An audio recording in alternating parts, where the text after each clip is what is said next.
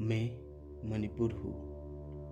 मैं इन पहाड़ों में बसता हूँ। ये पहाड़, यहाँ की पेड़ पौधे पंछी, इन पहाड़ों से बहता हुआ अमृत जैसी पानी और यहाँ के खूबसूरत लोग कभी मेरी आत्मा तो कभी मेरी ताकत हुआ करती थी।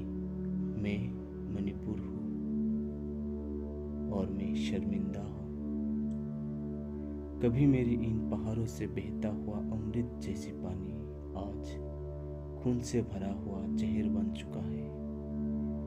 इन पहाड़ों से कभी साफ हवा बहा करती थी, जो आज यहाँ के लोगों की जला हुआ घर, जो कभी एक उम्मीद से बना हुआ था, आज उसी की धुएं से ये हवा भी जहर बन चुका है। हाँ, मैं मणिपुर हूँ। मैं शर्मिंदा हूँ।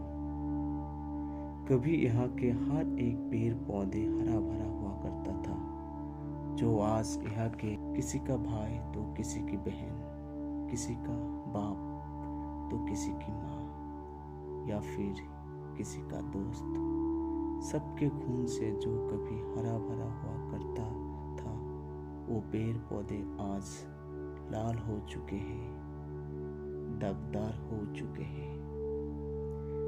इसीलिए शायद आजकल यहाँ के पंछी भी दिखाई नहीं देता। शायद वो भी शर्मिंदगी महसूस कर रहा होगा। कभी मैं भी खुश रहा करता था, क्योंकि कभी हम एक परिवार जो हुआ करते थे, चाहे कोई किसी भी धर्म, किसी भी जाति, कोई सा भी भाषा बोला करते थे, फिर भी हम एक परिवार थे। लेकिन आज यही परिवार लाखों टुकड़ों में बंट चुके हैं। आज किसी का हंसता हुआ चेहरा भी याद नहीं है। आज एक साथ बिताए हुए पल को भी भूल चुके हैं।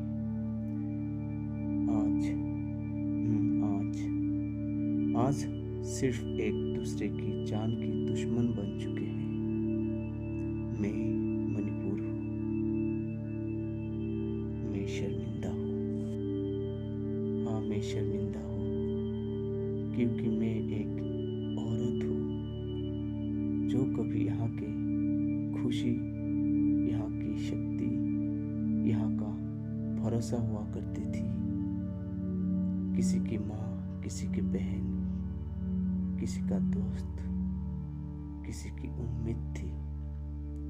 आज उसी माँ, उसी बहन, उसी दोस्त और उसी उम्मीद को निवस्त्र करके, नंगा करके, वही हजारों भाई, हजारों दोस्त, उसी उम्मीद की योनि को, स्तन को हजारों दरिंदों के साथ, हजारों लोगों के सामने सो रहे थे, नोच रहे थे, सब मजा ले रहे थे, सब खुश थे।